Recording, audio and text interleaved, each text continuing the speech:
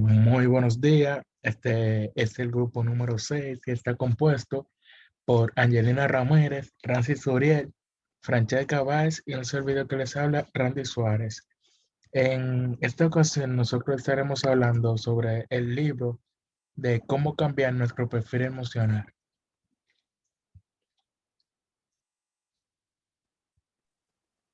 Ok, Francesca, aquí. Dice, ¿cómo se configura el perfil emocional? Cada uno de nosotros, o sea, cada ser humano, es una combinación de capacidad de resistencia a la adversidad, de actitud, de intuición social, de autoconciencia, de sensibilidad al contexto, de atención. O sea, es una combinación de las 6 dimensiones que configuran el perfil emocional. Entonces, no es bueno tener una actitud excesivamente positiva porque ya eso es algo que puede estar totalmente fuera de lugar y causarnos problemas. Así como tampoco podemos tener una actitud excesivamente negativa en la vida, porque debilita la motivación y destroza tanto la vida social de una persona como la laboral. Vuelvo con la positiva. A menudo las personas que tienen una actitud extremadamente positiva en todo momento son incapaces de aplazar la gratificación. Les resulta difícil evaluar de una manera realista las situaciones y el excesivo optimismo del que hacen gala. Estudios recientes han llegado a la conclusión de que algunos individuos con niveles de altas emociones positivas son también más propensas a asumir comportamientos de riesgo como un consumo exagerado de alcohol, comer de manera compulsiva y la adicción a las drogas, como se puede ver aquí en la imagen. En cambio, una actitud excesivamente negativa debilita la motivación y destroza tanto la vida social de una persona como la laboral también, como ya dije anteriormente. Al suponer que nada bueno va a salir de algo, se corre el peligro de renunciar al amor, al trabajo, a la vida, antes incluso de intentarla. Son muy pesimistas. Ahora vamos a hablar de la resiliencia o resistencia a la adversidad. Según Boris Cyrulnik, en BBVA, Aprendiendo Juntos, la definición de resiliencia no puede ser más sencilla. O sea, es iniciar un nuevo desarrollo en después de un trauma. De las cosas que nos ayudan, de los ejercicios, está la meditación para cultivar una mayor capacidad de resistencia ante la adversidad y una recuperación más rápida de los contratiempos y contrariedades sufridas. La recomendación es la meditación de la conciencia plena. Ajá. Dado que genera el equilibrio emocional, la conciencia plena contribuye a nuestra recuperación, aunque no demasiado rápida. De la misma manera que esta modalidad de meditación ayuda a centrarse, pero a no ser hipercentrado. O sea, la meditación de la conciencia plena debilita la cadena de asociaciones que nos mantienen obsesionados sobre un contratiempo o adversidad y hace que esa obsesión remita. También tenemos, siguiente diapositiva, también tenemos la reevaluación cognitiva. Esta técnica, una forma de terapia cognitiva, enseña a redefinir la adversidad de tal manera que el sujeto llega a creer que no es tan radical o duradera como podría ser. Porque a veces uno ve la cosa demasiado grande, pero ya después uno pues le va gustando la manera. Entonces, por último tenemos el Tonglen, que traducido significa tomar y recibir. Esta meditación tiene por objeto el cultivo de la compasión, conlleva visualizar a otra persona que podría estar sufriendo, tomar su sufrimiento y transformarlo en compasión y es muy efectiva para aumentar la empatía. Que una persona se recupere con rapidez de una adversidad se debe a una fuerte activación en la corteza prefrontal izquierda como respuesta a las contrariedades y a una fuerte conectividad entre la corteza prefrontal izquierda y la amígdala. Hasta aquí ha sido mi parte. Bueno, mi nombre es Randy Suárez y yo le voy a estar hablando sobre la actitud o la dimensión de la actitud. Bueno, esta es una de las 6 perfiles emocionales que podemos ver en este capítulo. Eh, bueno, al comienzo de este capítulo nos dice que existen 2 tipos de actitudes: la actitud positiva, entusiasmo, pesimista o de autoestima. Por ejemplo, cuando siempre estamos en un área laboral o un ambiente de trabajo, siempre hay una persona como que siempre está alegre, motivando a los demás, con una mentalidad de líder, teniendo esa motivación a esos compañeros para alcanzar la meta que ellos se han propuesto alcanzar. Eh, y la otra es la actitud negativa, eh, de baja autoestima o de pesimista. Como podemos ver aquí a la derecha, la persona siempre tiene como ese, esa actitud como de deprimido, como que es inferior y que no va a alcanzar los objetivos planteados, tanto como él como colectivamente del ambiente de trabajo que éste posee. Como podemos ver aquí, eh, cuando nosotros tenemos una actividad neuronal sobre emociones, tanto positiva como negativamente, estas se reflejan en en la corteza prefrontal de nosotros. En en la parte izquierda del área prefrontal de nosotros, en la parte izquierda radica la actitud positiva de nosotros y en la derecha la actitud negativa. Como podemos ver en el libro, nosotros y como estaba hablando mi compañera anteriormente, nosotros debemos de tener una actitud no tanto negativa como positivamente, sino como equilibrada entre ambos, porque excesivamente nos crean como una personalidad como egocéntrica, como que nosotros siempre tenemos la razón y no reaccionamos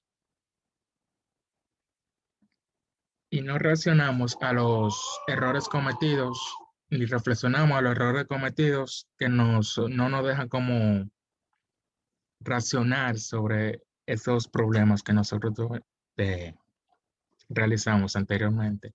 Y una actitud negativa, que esta nos opaca la motivación para hacer alguna actividad y nos crea como una emoción apática, como que no nos deja realizar ningún tipo de actividad.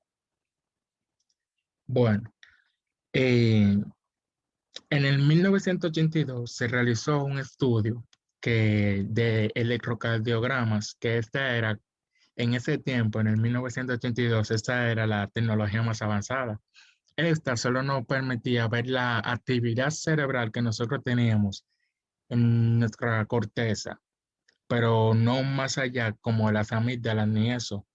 Es como ver un vaso de agua, un vaso sucio, intentar de ver el fondo de un vaso sucio, nosotros lo vamos a ver como distorsionada la imagen y no nos va a permitir ver con esa actitud lo que queremos ver. Pero en el año 1995 se creó la resonancia magnética, que esto sí nos permitió ver con esa actitud donde se realizaba la mayor actividad cerebral cuando nosotros teníamos una actividad positiva o un entusiasmo. Se estableció que esta se encuentra en el ventral, mm, sí, en el ventral estriado, que recibe el nombre de núcleo accumbens, que esta es la parte donde se como que recibe las señales de actitudes positivas que radica en nuestro cuerpo. Y en el año 2007 se realizó un estudio con personas con, que lo pusieron en una resonancia magnética, pasando como una serie de imágenes, 72 en total. Entonces ellos estaban viendo como tanto la reacción facial como la actividad neuronal que ellos tenían y determinaron que a pasar del estudio, las personas que tenían un alto, una alta autoestima mantenían en esta actitud de felicidad después de realizar la prueba que ellos le habían realizado. Mientras que las personas con actitud negativa o deprimido, que tan espontáneamente que ellos eh, espontáneamente recibían esa emoción, así mismo se erradicaba. Mi compañera Bueno, va a seguir con el otro su tema. buenas, mi nombre es Angelina Ramírez y le voy a hablar sobre la autoconciencia y sobre la autoconciencia. Feliz inconsciencia. Es una manera adecuada de ser ciegos y sordos a lo que el propio cuerpo trata de decirnos es una buena manera de pasar por alto importantes signos de enfermedades, ya sea una fiebre que indica la presencia de una infección o una opresión en el pecho, que es el signo de infarto. El hecho de tener una conciencia opaca de uno mismo tiene también consecuencia en el caso de las relaciones.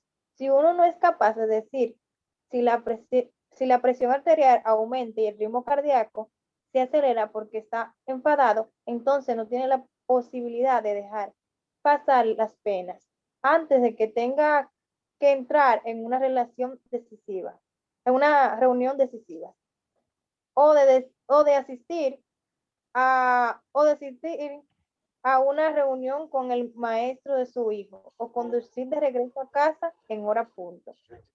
Ser muy autoconsciente es, por otro lado, un camino que lleva derecho tanto a la hipocondría, los ataques del pánico y la crisis de angustia, como a la parálisis de la propia vida emocional. Si uno se siente constantemente asediado por mensajes sobre su estado de ánimo y el ritmo de su corazón, uy, me duele el pecho, me siento nervioso, o algo así, o me siento angustiado, puede hacerse difícil llevar una vida normal. En el capítulo 4 se explica que los individuos con niveles elevados de autoconciencia emocional o física presentaban una mayor activación en la insula. En tanto que el que tenía menos autoconciencia, la activación en esa región había disminuido. En casos extremos, niveles hiper, hiperelevados de actividad en la insula están asociados, según parece, con una hiperconciencia de menudo que se produce en los trastornos del pánico. Gracias a las investigaciones realizadas sobre el trastorno del pánico, sabemos algo sobre la manera de disminuir la actividad de la insula, que hace que seamos demasiados autoconscientes de nuestro cuerpo y de nuestro cerebro. El tratamiento mejor válido para el trastorno del pánico es la terapia cognitiva conductual. Es el método, en este método, los pacientes aprenden a redefinir o reevaluar el significado de las señales corporales internas. Por ejemplo, si uno siente un dolor en el pecho u otras sensaciones que interpreta como una señal de peligro. Esta terapia te enseña a reflexionar que tiene muchas sensaciones que son perfectamente inocuas. Y con toda probabilidad, esta también los es. Este tipo de redefinición cognitiva a reducir la actividad de la insula reduce a menudo de manera sustancial los síntomas del pánico o de la angustia. Bueno, una de las maneras más eficaces de reducir las actividades de las amígdalas y de la corteza frontal orbital es la práctica de la meditación. Es la práctica de la meditación de la conciencia plena. En esta forma de entretenimiento de la mente se practican las observaciones de los propios pensamientos, sentimientos y sensaciones en cada momento, contemplados, aunque sin enjuiciar su contenido, aprendiéndolos simplemente en lo que son, pensamientos, sensaciones, sentimientos, nada más, pero tampoco nada menos. Aprender a observar sin juzgar el contenido de la observación, podemos romper la cadena de asociaciones que típicamente surgen de cada pensamiento. Un pensamiento como debo de, debo dejar de los problemas atrás o los problemas del trabajo. O qué interesante que es el pensamiento. ¿Qué es pensar en esto? Para desarrollar estos hábitos de la conciencia plena, a menudo se precisa una práctica considerable, aunque nuestras investigaciones indican que en breves espacios del tiempo pueden marcar las diferencias. Muchas personas afirman haber notado los beneficios después de haberlo practicado durante 20 minutos. La mejor formación es la técnica de la conciencia plena que conoce lo que imparte en un curso de reducción de estrés basado en la conciencia plena. La conciencia plena sirve para reducir el estrés. Ok. Mm.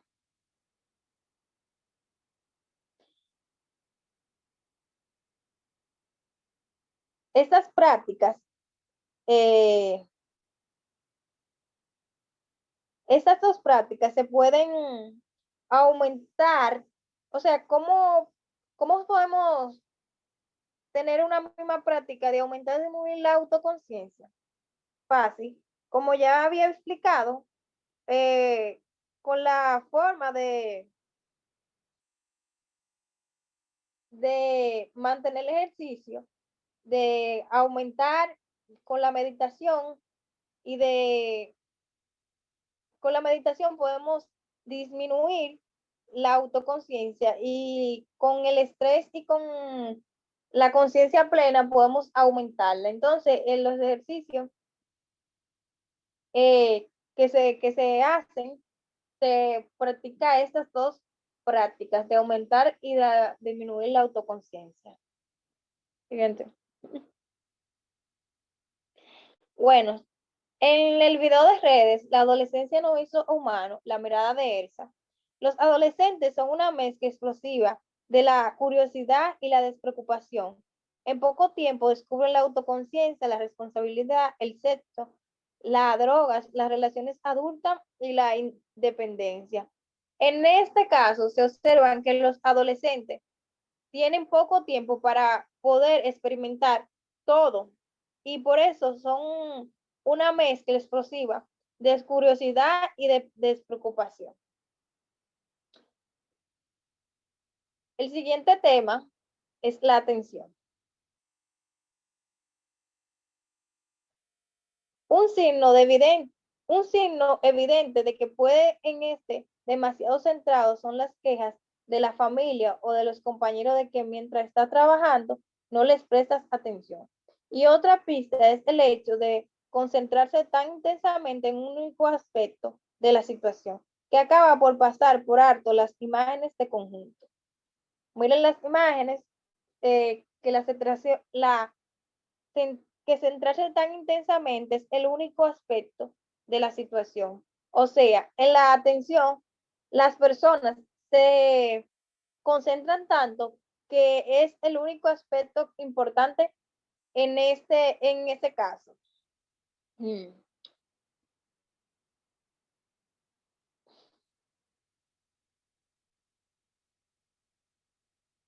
El perfil, el perfil de atención descentrado.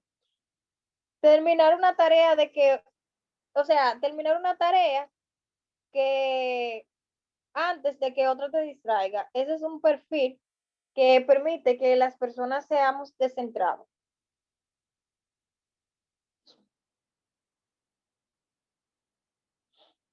En las dimensiones de la atención, el extremo de la atención centrada es el resultado de una intensa activación de algunas regiones cerebrales, entre ellas la corteza prefrontal y la corteza parietal.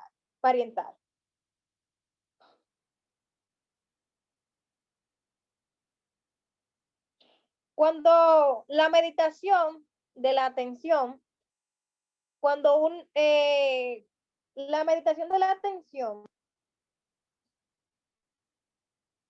es una de las partes importantes para uno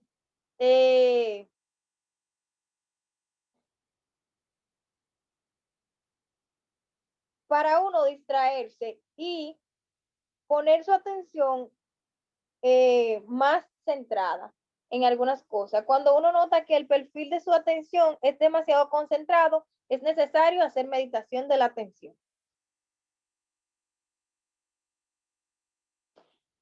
Redes. Tomé el video de Magia y Neurociencia en Red de Eduardo Punce, que dice, hay un concepto que funciona en la neurociencia cognitiva y es la magia, el cual es el foco, y en la magia, el cual es el foco de la atención.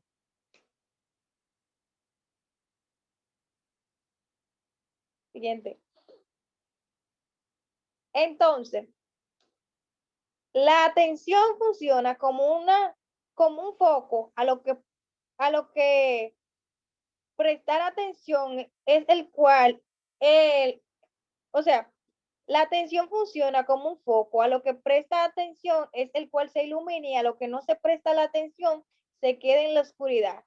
El cerebro está exhibiendo y este solo ve lo que está en el centro. O sea, en esta parte, nuestra atención hacia algo, como suponer, uno tiene una atención sobre el teléfono y de repente le llega o te dicen algo y tú estás muy centrado, tú no vas a grabarte o tu cerebro no va a grabar lo que te dijeron porque tú estás distraído con la atención a tu teléfono. Entonces, en esta parte,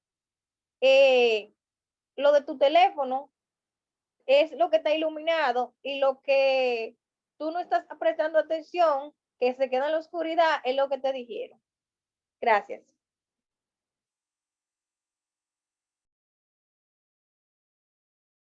Mi nombre es Rancy y les voy a estar hablando sobre la intuición social y sensibilidad al contexto. En los campos de la inteligencia emocional y la inteligencia social, sostiene que una mayor competencia en estas áreas asegura más éxito en el amor, en el mundo laboral y en la vida en general. Pero también es posible estar tan concentrado en estas señales que interfieren en actividades cotidianas.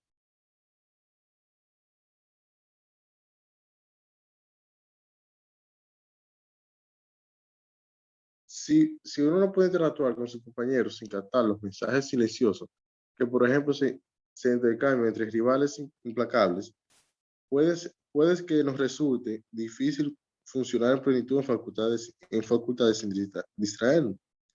El cerebro de una persona cuyo perfil de intuición social es desconcertado y por lo tanto se sitúa en uno de los extremos de esta dimensión, se caracteriza por una baja actividad en la circunvolución fusiforme, además de una elevada actividad en la amígdala. En otro caso, el cerebro de una persona socialmente intuitiva refleja niveles elevados de activación en la circunvolución fusiforme y una actividad entre baja y moderada en la amígdala, lo que da la capacidad de captar incluso las señales más sutiles. Para mejorar la intuición social, es preciso cambiar la actividad circunvolución fusiforme y mitigar la actividad en la amígdala. Para acrecentar la actividad en la circunvolución fusiforme, con el fin de mejorar la intuición social, el primer paso es presentar atención, a fin de detectar las señales e indicaciones sociales, en particular las sutiles. Es preciso centrarse en lo que sucede a nuestro alrededor. El tono de voz, el lenguaje corporal y la expresión facial. Para esto se ha hecho como una práctica con una serie de pasos a seguir para la persona elevar su sentido social. Esta plantea que empecemos a interactuar con extraños y nos planteemos en un grupo de personas y empecemos a mirar a esta y escojamos dos personas en específico para ver todos los gestos que esta persona hace, si se van a tocar, los mensajes que transmiten, para poder elevar nuestra intuición social. También dice que esto se puede cultivar a través de la meditación de la conciencia plena que hemos descrito, que se ha descrito en anterioridad. En este caso es preciso hacer la observación de las señales sociales, el objeto de conciencia plena. También se puede en un vagón de 1 metro, pero en este caso no nos centraríamos en las actitudes, sino cerraríamos los ojos y fijarnos en el tono de voz de las personas. La persona cuyo perfil de intuición social les deja perplejos ante las señales sociales, por ejemplo, y se sienten contentas de ser como son, pueden organizar su rutina de tal modo que pasen relativamente poco tiempo con otras personas, en especial cuando son extrañas. Hacerlo así limitará las situaciones en que pueden malinterpretar o sentirse perplejos por las señales sociales que reciben.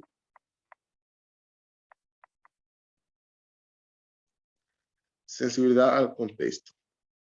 No poder distinguir correctamente el contexto social puede hacernos adoptar respuestas emocionales que son adecuadas en un marco social determinado, pero no en otro. En situaciones de peligro es adecuado sentir una ansiedad extrema, por lo que en situaciones seguras, cuando una persona no nota diferencia entre una y otra, corre el riesgo de padecer por estrés postraumático.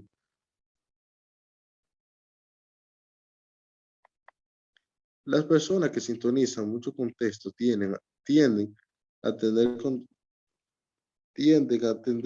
tener conexiones fuertes en el hipocampo y en las áreas de la corteza prefrontal, que controlan las funciones ejecutivas y guardan recuerdos a la memoria a largo plazo en la neocorteza.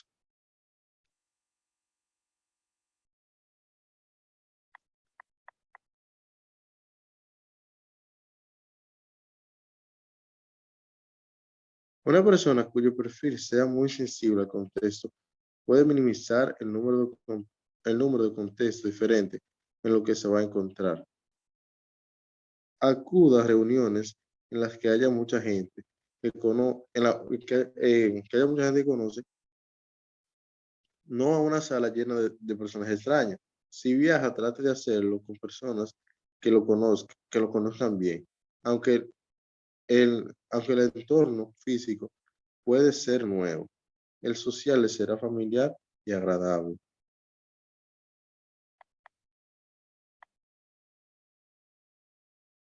Para esto también se ha realizado como una práctica para poder elevar, para poder tener más sensibilidad al contexto. Pero en esta,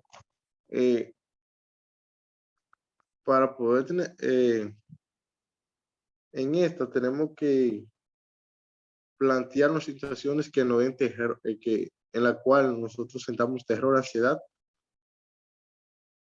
ansiedad para poder crear esta sensibilidad al contexto. Entonces, esta nos dice que cuando estemos en casa, podamos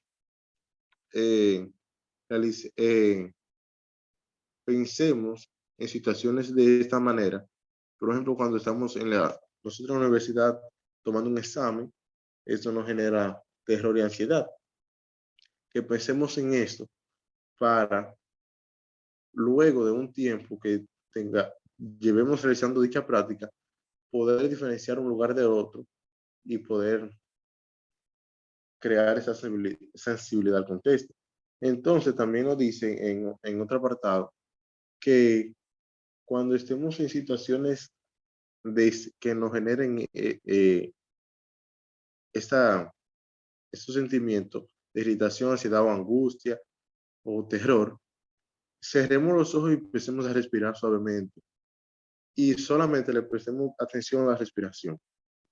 Y luego la vayamos alargando y poniendo que la aspiración y la expiración lleven el mismo ritmo. Luego que estas lleven el mismo ritmo,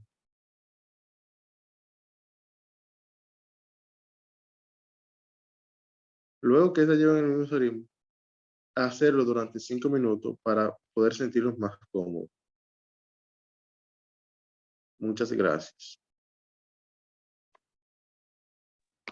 Bueno, y para finalizar con esta exposición, el último tema es cómo podemos transformar nuestro cerebro para cambiar nuestra mente.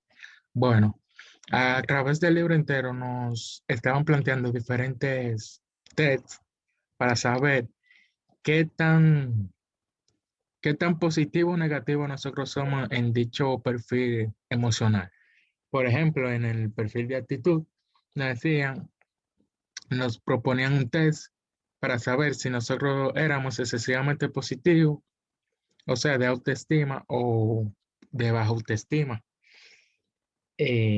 Entonces, ¿cómo podemos cambiar esa actitud negativa o positiva que nosotros tengamos? Bueno, hay diferentes metodologías o formas para cambiar para la que más nos convenga. Estas son como tradiciones contemplativas, como estábamos diciendo anteriormente, como la meditación, puede ser el ejercicio o simplemente una autorreflexión que nosotros tengamos de nosotros mismos en nuestras experiencias vividas, en cómo nosotros reaccionamos X, a una X situación estresante o cualquier inconveniente. Y también hay algunas técnicas psiquiátricas, como podemos ver aquí, que son visitar al psicólogo y plantearle diferentes temas, como de los problemas que nos están pasando, por ejemplo, depresión, estrés, eh, cómo tener un buen control emocional a la hora de estar en una situación eh, estresante, por ejemplo, un área laboral, etcétera. Entonces, nosotros debemos de tener una decisión clara de qué perfil emocional nos convenga más a la hora de nosotros manejarnos, tanto como nuestra personalidad, como en el ámbito laboral. Bueno, esto es todo por nuestra parte. Lamentablemente no pudimos enseñar nuestra cara porque estaba presentando. Y fue un placer. Y que pasen buenas.